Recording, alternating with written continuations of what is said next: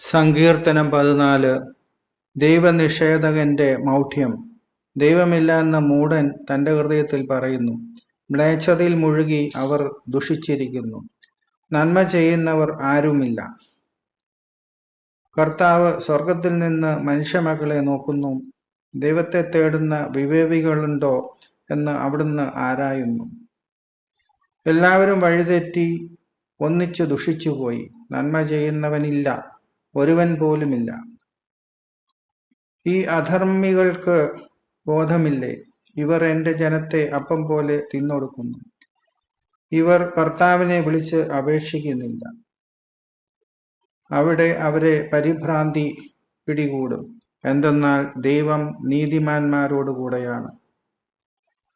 നിങ്ങൾ ദരിദ്രന്റെ പ്രതീക്ഷകളെ തകർക്കാൻ നോക്കും, എന്നാൽ കർത്താവ് അവന് അഭയമായുണ്ട്. ഇസ്രായേലിന് വിമോചനം സിയോനിൽ നിന്ന് വന്നിരുന്നെങ്കിൽ. കർത്താവ് തന്റെ ജനതയുടെ സുസ്ഥിതി പുനഃസ്ഥാപിക്കുമ്പോൾ യാക്കോബ് ആനന്ദിക്കും, ഇസ്രായേൽ സന്തോഷിക്കും.